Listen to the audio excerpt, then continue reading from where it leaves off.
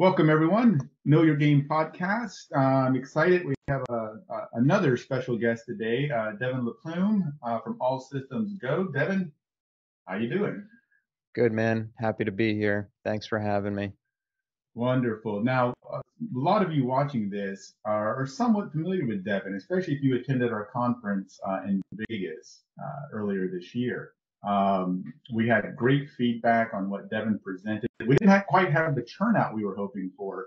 And so that prompted us to kind of have this podcast today. So to basically spread the gossip, the message of esports and having esports in your facility, even if you've never contemplated doing this, we feel that it's a very compelling topic and something that would be of great interest to our facility member operator base.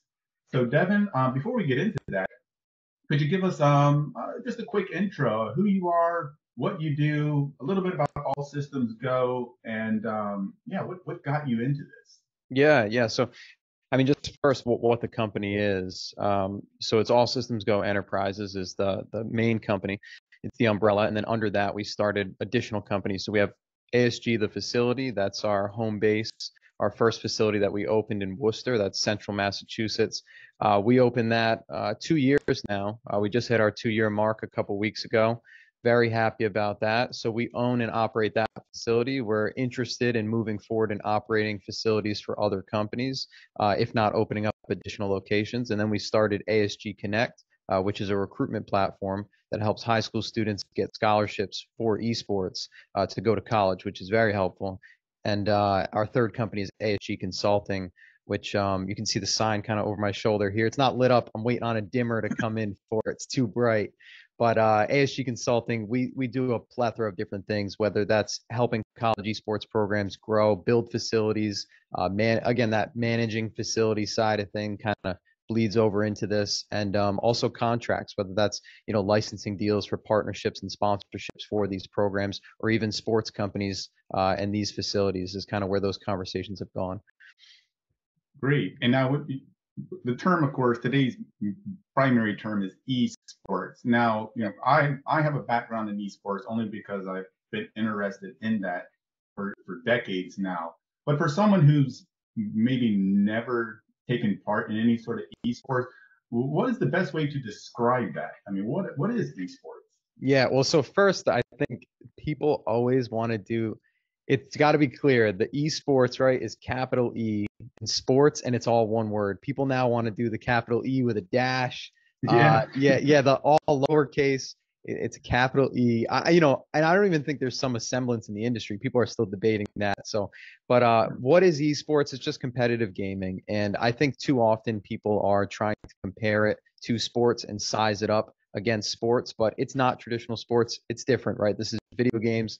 It's the future of competition online, right? This eventually will cross over into virtual reality, but it's the things that people have always loved since they were going to the arcade and fighting each other with the buttons and the sticks on Street Fighter on the old school machines, and then that's crossed over and just developed over the years. So this is the biggest and the best of competitive gaming, basically the biggest stage, the most prize pool, the most amount of investment, sponsors, partners, everything you can get from an industry.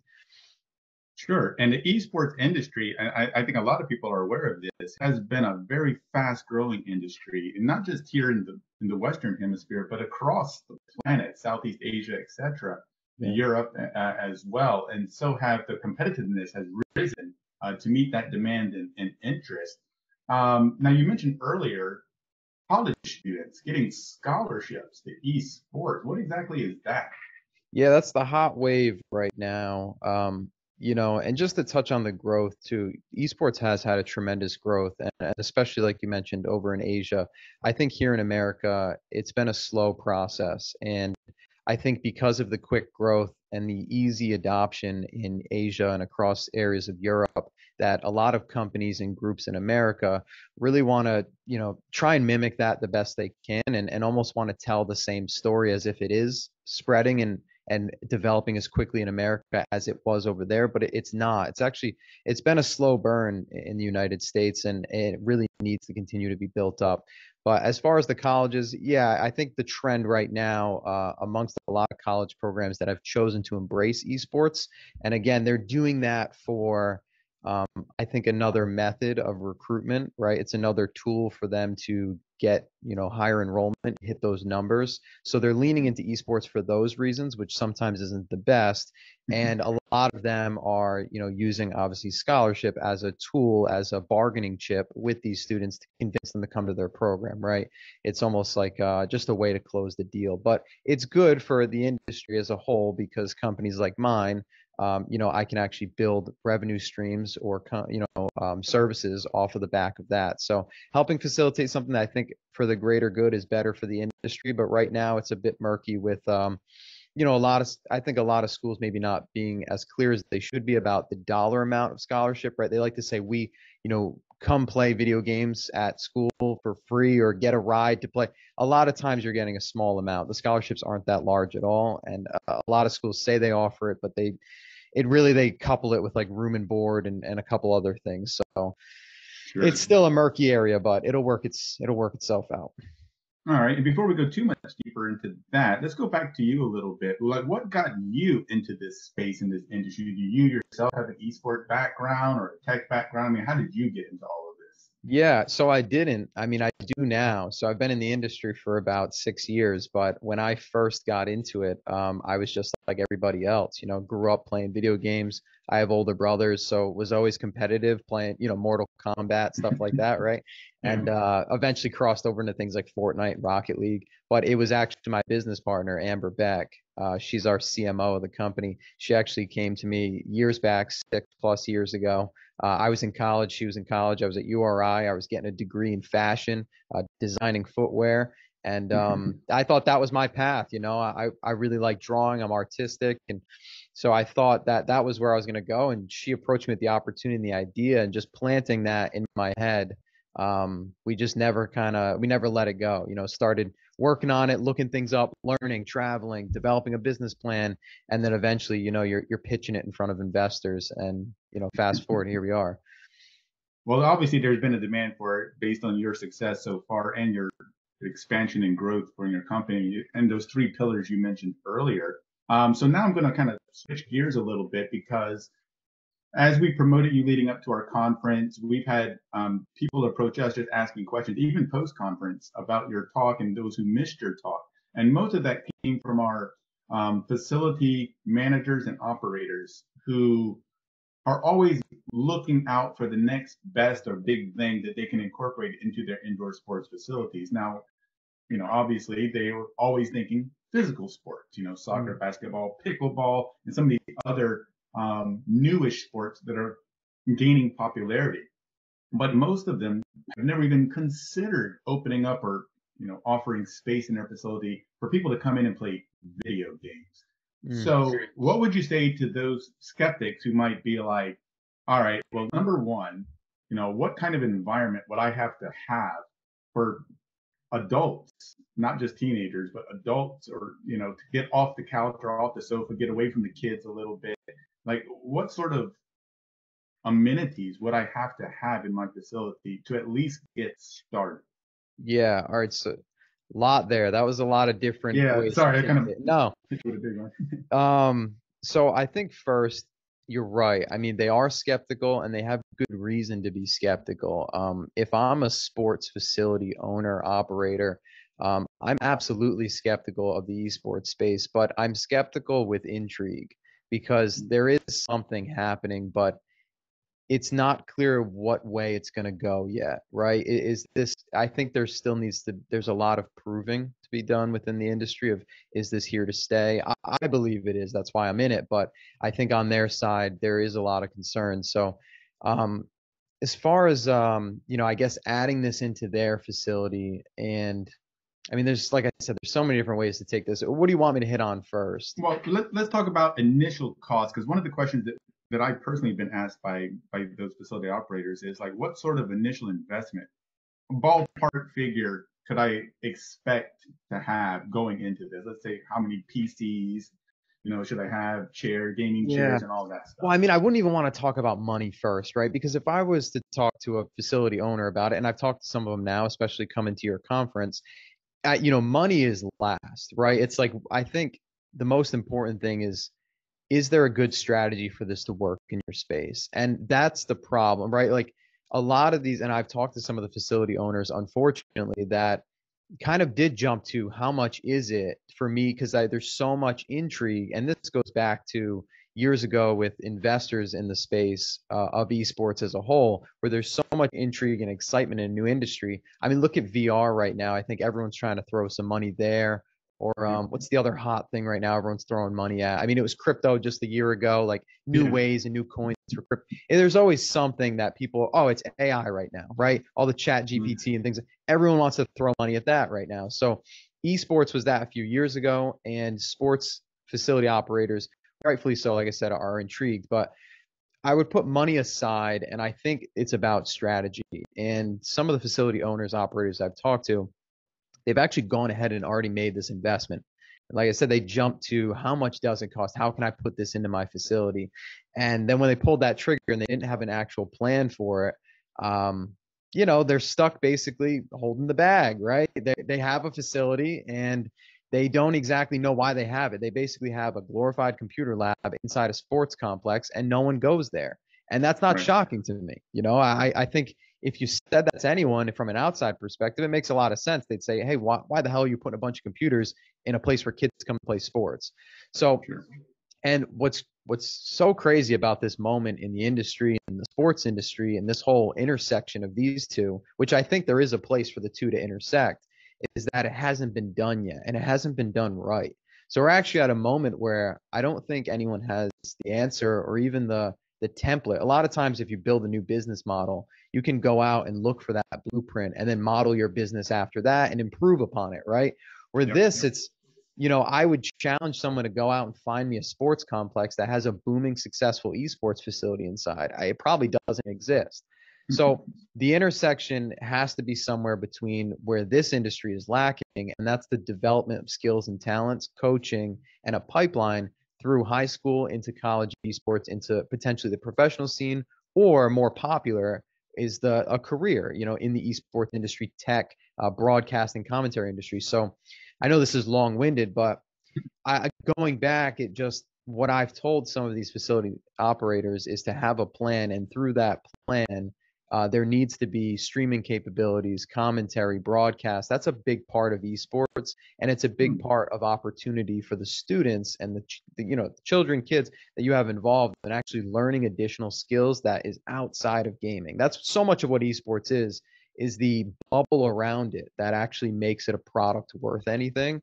It's not just the player in the seat. Yes, they're, the LeBron James on the court, but it's all of those things, like you said, around it. Not only amenities, but it's the broadcasters, it's the sounds, right? It's the people in the booth, it's the people running the digital signage, and it's the environment itself. And that's where a lot of these kids that grow up going through this esports pipeline, that's where they're going to find themselves, right? They're not going to find themselves being on the court. Because let's be real, right? Out of all the kids that they can travel the country playing basketball growing up, odds are they're probably not going to be in the NBA, right? You have to have this massive wingspan. You have to start with features that you can't even pick yourself. And then going through this whole process, basically a lottery pick. It's literally comes down to a lottery pick. So I know all that was long-winded, but I would say I would put money aside. I think there's a larger conversation.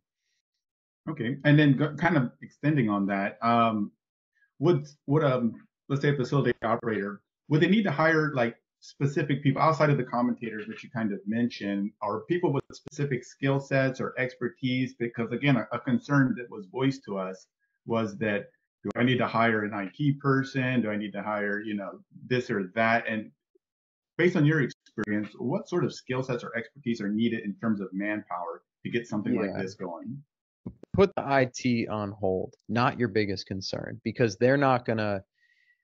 Yes, you could make the argument that if your equipment goes bad, that by them fixing it, they would, protect your revenue stream and help you increase revenue. But realistically, you're not going to have any revenue if you don't have that person that's going to be driving the revenue. So I would say your first most important person for a facility, if you're going to make this integration, is technically almost the same position as like a college program has, which is going to be an esports director or an esports, whatever, CEO of esports, whatever you want to call this person. But you need a person that is somewhat educated. I mean, not even somewhat, I'd say educated on the industry. They know what's happening, right? They're on LinkedIn, they're on Twitter, they're seeing what's happening all over the industry. They have a good understanding of the landscape, and they know that, okay, we need to be going in this direction, right? And this is how we're going to do it. So, and not to mention, they need to be aggressive and they need to be able to pick up the phone. They need to be able to shoot emails and text messages. It's a 24/7 job because they're going to be growing something that, like I said, isn't even built yet. So you need awareness of what's going on and again, how we're going to get somewhere. Okay. And then what would you say are some initial or potential issues that a facility operator should at least be aware of if they're like, okay, I like what you're saying. I understand. I think there's an opportunity here. But before I jump into it, I need to know what barriers, obstacles I'm likely to face, especially in the very beginning. Yeah. So first, I just want to address what is the opportunity because I feel like we haven't even I've danced around, I guess, what they shouldn't be doing and what they should do, but what exactly is the idea for how this can be successful? And like I said, I think that's the pipeline that doesn't exist. And what we've seen so much in traditional sports to relate it to their world is travel basketball teams and travel baseball teams. And I think a lot of the kids that are coming to these sports facilities, and correct me if I'm wrong, are kids that they're not playing for a high school team. They're in a different league, right? They're in a separate league from the high school team. And that's to gain additional skills and development outside of what high school can offer. And then be, in front of a broader audience or a different group of people, right? All the time. So I think this is the same opportunity for them within esports. So they need to approach it as I think a lot of sports clubs have done this where they've adopted a soccer team or built their own soccer team to contribute to a soccer league amongst the facilities. They need to do that for esports. So if I'm going to build an esports facility, I'm not building it for the general customer that's walking in. I'm basically building a practice training facility to build my own team, my own club team with the youth that is in my surrounding area in collaboration with the college programs and the high school programs, get those students and build up a good enough team or a good enough, system, boot camp system, training, coach, everything, right? Through your director that you have at your facility, grow that team. And then now with the other facilities that hopefully jump on board, right, because they can see the same vision, you can then create a league or a company like mine. And this is kind of what I'm trying to help facilitate now that I've seen this, because I can see the picture of it, is that, I'll run the league or I can help organize it because I understand all of these facilities don't understand necessarily what it needs to look like or they're not in esports. So I think with the help of a third party, an esports company, bringing together these facilities into club teams and creating a league, I think they can have real success there because, then you're going to make the money through, winning obviously competitions within the league, sponsors and partners that want to, promote your club team because they see the success of it. And you say, well, how do they see success of the club team? What is in it for the success of the club team? It's to get the kids that play in your club team to actually get recruited to a college for esports. So you can say, hey, I just had 3 kids get recruited to UConn to go play Valorant. And that now makes your club team look better, makes your facility look better, which means more kids want to come and practice and train and pay for a summer camp or a lesson at your club team because it's proven success at taking you to the next level. So that I think that's the whole synopsis of what they need to be focused on. Everything else, if you think people are going to walk in, sit down, pay you money, you're going to make a ton of, it's not. It doesn't work. Right. And there's examples of that too, where you can see it's not going to work. Yeah, and like you said earlier, because some of the facility operators that I've spoken with on this topic, they just assume it's like you said, a glorified PC cafe where, people just kind of walk in off the streets and say, you know what, I'm trying to kill a few hours while, so my wife is doing some shopping and they just plop down and play a few games or check their email or, just have internet access from a PC. So it's definitely not that. There is a whole world, competitive world around esports. Now, based on your experience, we've been mentioning the youth. Is there a demand, beyond the young folks when it comes to esports? And if so, what sort of age range would you say is the most popular? The most popular for a demand of esports, you're saying? Yeah. I mean, I think it's really broad, and I think this industry and industries outside, they like to try. Everyone wants to try and narrow it down, right? To Mhm. it's okay. It's ages, 14 to 21, and that is the esports demographic. But Right. the truth is, it extend. There's these outer banks almost of esports. You have your core, which is like Valorant, Rocket League, League of Legends, right? Call of Hmm. Duty, where teams are often built, and this is what college is jumping on, and that's your centerpiece of it. But just like sports, you have these outer banking areas that extend beyond your core demographic. So I would say in sports, right, you have football, basketball, soccer. Those outer banks, you could say, well, what about competitive darts, right? Throwing darts. That's actually, I mean, people make a lot of money. There's sponsored athletes, they travel, they do live events, they sell tickets. And then you have players that are much older because we're talking about darts, it's less physical, and maybe an audience, a demographic that's a lot older as well.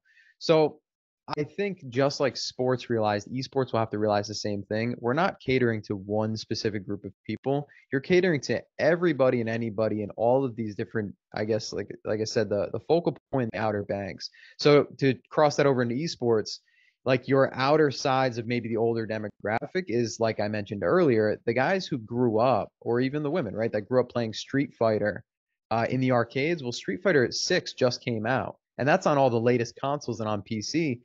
And Right. perfect example just here in my own facility in Worcester, Central Massachusetts. It's a random location, right? Because we could be in Miami, Florida. It's the same thing, right? Worcester, Massachusetts isn't special to anywhere else in the country. And every Thursday, there's a group of 30 plus people that get together, and they're all just local people, and they're all over the age of 25, most likely. Some of them in their 30s, a couple of them in their 40s that come here to play Street Fighter and Tekken and the old stuff, right? And that's competitive gaming, and that's esports by definition. So I think I don't think that people need to stop thinking small in such a small industry, right? That's the problem. And in terms of hardware, we mentioned as a jokingly as an example where those old arcades, and I'm old enough to remember going to these brick and mortar arcades with the standing arcades, Centipede and Galaga and all of that. You beg your mom for a fistful of quarters and you go in and spend as much time as you could. But we're not talking about those cabinet-based, freestanding arcades. We're talking mostly PCs. Is that Yeah. right? Or other consoles like Xbox, et cetera, et cetera. No, we're gonna say it's a PC and preferably a custom built computer. Okay. You're building a facility, stop going to these companies for pre-builds. They're not gonna last as long. The warranty isn't as long. You can work with a really good custom building PC company, and there is dozens and dozens of them based out of this country. You want, American made, American built, you can find it here. There's a lot of them, I mean, just to give a couple, even shout outs, Seattle built PCs are phenomenal. PC gamers over in Hawaii. I mean, those guys will travel here, and if you need 20, 30 PCs, they'll send a small team here to build them.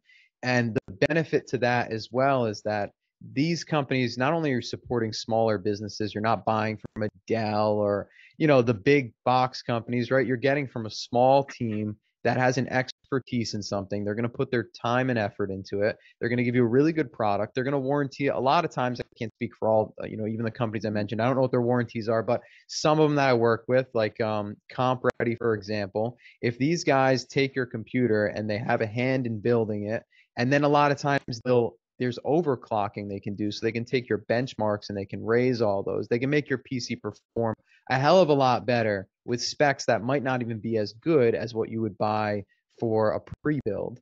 And then they'll Hmm. warranty that for, instead of a 3-year warranty from a company like Dell, they'll do it for 5 years.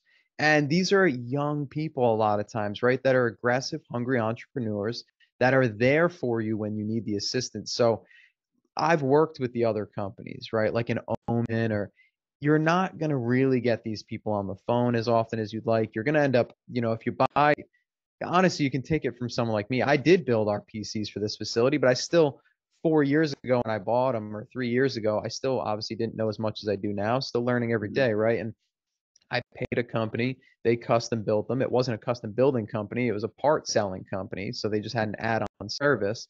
Anyways, they're, a publicly traded company. When I bought 50, 47 worked. And when I had to ship back to get them fixed, one of them gets, they never got it, and then and we're talking about $2,000-$3,000 a piece. So it's, when you're making that size of investment, you really want to find a partner and a company and a small team that you can trust. And then the last part of that too is that when you work with a team like that that's custom building, they're going to have connections, because in order to get the parts that you want, they're going to have connections to all of the other companies like Corsair and Logitech and SteelSeries and whoever you want to use, Be Quiet, just I'm trying to think, Asus, all the different companies, MSI, all these different companies that produce the top parts in the world, they have personal relationships with team members on there. So you also expand your own network. So there's so many benefits to going custom build. I'd say the only con is the cost. And I think a lot of people want to try and cut corners. And I understand, like, not everyone can justify $3,000-$4,000 for a custom build PC, but you really are making an investment, because that's what you should be doing if you're putting these in your facility, right? You're investing properly and you're making the right decision. You're doing it the smart way. You should go with custom build. And just to touch on the consoles, get rid of the consoles. They're great if you're, at home, buy a PS5, buy the new Xbox. But if we're talking about competitive esports, you're not going to go to a big competition where $1 million prize pool is on the line and everyone pulls up with a bunch of PlayStation 5s. It's just not going to happen. I haven't think I've seen one yet, but I don't know. Yeah. I mean, of course, you offer those amenities at your site, but that's not, the best medium by which to play competitive esports. No, and I don't even offer PS5s or Xbox. I have none here. Really? Okay. Yeah, we only have Nintendo Switches just because, we're a versatile facility and we like to be able to cater to groups and parties. And so that's a great system for party games like Mario Party, Mario Kart. So that's the reason why we have the Switch. We don't do anything competitive on the Switches. Actually, that's a lie. Smash is still very popular. So they do play those on the Switch. Well, sure. And just very quickly, I know people can visit your website, and of course, it'll be displayed here at the bottom of the screen as our audience is watching. But just talk us through your facility, your primary facility, in terms of, how large the space do you operate? Do you offer food and beverage? And just give us a quick overview, and while you do, I'll be posting images, for our audience to see of your facility as well. For sure. And I'll try and not jump off too much in different areas, because it's important that the distinction we've made with our facilities from others. But so this facility is 6,200 square feet, like I said, located in Worcester, central Massachusetts. It's down a side street. It's actually you wouldn't think it is what it is on the inside. We have a commentary room that we just built. I'm actually sitting in there now. But when you walk, like I said, there's a really nice front desk setup.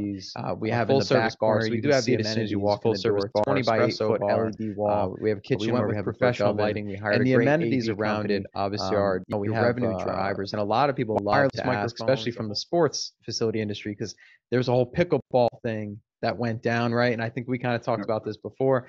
And I guess a lot of it was that the pickleball was there, but that was such a small percentage of what the revenue was. So it was showing like people are really coming and spending money on everything else. They don't really care about the pickleball. It's just an attractive piece. Where esports, with the way we've done it in our facility, the gaming is still over 50% of our total revenue. So the amenities are there just to add additional revenue, and you need it. You absolutely need it.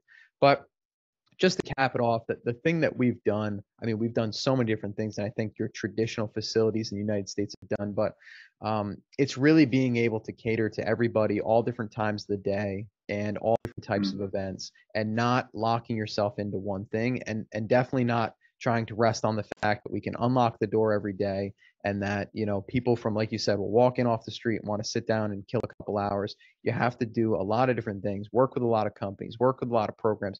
It's a lot. I think we take in probably 8, 9 plus different revenue streams, from all the different things we do.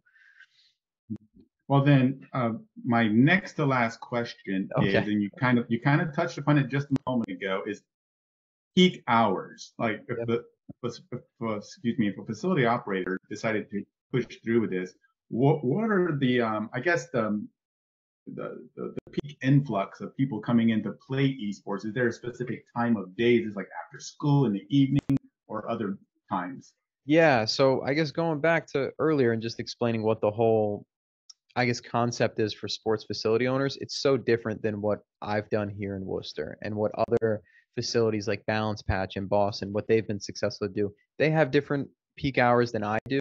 And Oh, to be honest, sports facility owners aren't going to have necessarily, they'll have peak hours, but it's not going to be through walk-in traffic. It's going to be peak hours that they've actually scheduled themselves, right? right. Because they're going to Programming be it. growing a club team. They're going to be hosting the camps. They're going to be hosting the coaching sessions, training sessions. So they're going to make their own schedule where they'll set their own peak. I don't think they'll ever get a massive influx like we do from people who are just interested.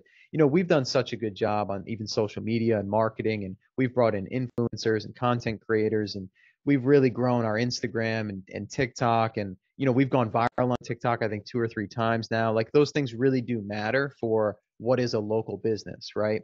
Where you can find these donut shops now that will get a million views on a video on TikTok. And next thing you know, I mean, it's real. That transfers over to real dollars, and they'll have a line out the door for the next 3 months. And we've actually seen that. One video we had go viral last year, I think it had 600, 700,000 views on TikTok. Our sales increased 40% for the next 3 months. It was that Wow. impactful. Yeah. And that has a lingering effect as well. That transfers over because you got to think each one of those people knows people, right? Tells those. So even for those 3 months, you see that carries over forever. It has a lasting effect. All the followers you've gained on the socials, and the people that might have heard about you within that 3 month time span. Well, 6 months later, they finally came around to come in your place. So not to go too long on all that, but I forgot even what the original point was to be. Oh, peak hours. Yeah, Right. I get so Yeah. Well, lost. that was a great point because, from a facility operator standpoint, obviously they have times where most people come in to play indoor soccer, most people come in to play basketball, and it's kind of cool to realize that you're not completely dependent upon what the what the public demands. You can actually establish the programming, the times, when Yes. teams can come in and practice or bone up on their esports skills. So I think that's good to hear from a Yeah. facility operator standpoint. So, James, here's the biggest thing, and I don't know if you have any more questions too, but even just at the end, this is like the capstone for it. And this is a conversation that, this whole thing came about with a conversation I had with a sports facility owner. And it was that there isn't a clear distinction for them, and it needs to be clear in their head. They need to do the research. Do they want to be, if they're looking to add a facility, an esports facility in their sports complex, are you looking to get into gaming, or are you looking to get into esports? And that's the difference between what we're talking about building a business model within your business and actually pursuing esports and the growth of esports and actually working on that and developing that. Or are you looking for an additional revenue stream, which is gaming, which is, if you want to just add a way for people to come in and kill time, that's not esports, right? Because Mm, then you're not actually putting a method behind it. So I would recommend, if you're just looking for a space for people to kill time, I've actually talked with former esports facility operators that have converted their esports facility over time into an arcade traditional cabinet, because mm, you're gonna make more revenue doing that because your turnover rate is higher, right? So if you're worried about revenue per square foot in a space, go with the cabinets, because you're going to have someone play 10 minutes on there, and then the next person's going to put some money in. If you go with a PC, they're going to buy 5 hours and sit there, and you're not going to fill the place. You actually have to build that business model that I talked about, or something like that. So, I, I talked with this group, and it really became the question of, well, I think you're looking to be involved in gaming. You don't want to be in esports. And you can say, well, I don't want to be in esports, but I'd love to have that element in my facility. And for someone to do that, and that's where now I think my company has started to open ourselves up to where those conversations can happen, right? If they want to move into esports and we know how to do that, we can work something to where we'll do the esports for you then, right? And you can own that portion of it. But I think that's important. And just to even one step higher, so you can even see the picture more. When you look at the industries, the gaming industry is significantly larger and I guess different than the esports industry, right? Gaming as an industry is over $200 billion, and esports, that little baby sliver in there, is 0.5%. It's 1.3 to 1.7 billion dollars. So it's this little sliver within gaming. So they have to recognize exactly, I think, that distinction, and that'll help them shape whether they want to be in esports or gaming. Great. Well, Devin, that was my last question, but let's wrap up with this. How would someone get in touch with you to kind of continue this conversation? Of course, potentially ask a whole bunch of questions that I haven't asked. Who should get in touch with you, or do you have someone else? Yeah, absolutely. I mean, people can absolutely reach out to me directly. I'm usually like to be very transparent about that. I think my phone number is public. Granted, I have 2 phones now, which is great. So, you know what I mean? Because once you put your number out there enough, it's gone. So, yeah, I mean, my personal cell phone number is pretty much everywhere. It's probably on the website. My email is just my first name, Devin, Devin, at allsystemsgoma. I'm super strict about, keeping my inbox clear. So I always check it every day, all day. And obviously, even just shooting a message, I'm so connected to the company in every way. Even if someone messaged on Instagram, the facility, if they message, a party booking on the website, I'm the guy they reach out to. If you email info@allsystemsgoma, I'm the guy. I'll see it on my other email. So I see it all. So however they reach out to the company or myself, I'm one with the company. So. Wonderful. Well, and as you were talking, I'm sure the audience has seen your email and phone number, which I'll be, posting on screen. So, Devin, again, big thanks for doing this. We appreciate it. Hopefully, your phone or email will be ringing off the hook here pretty soon.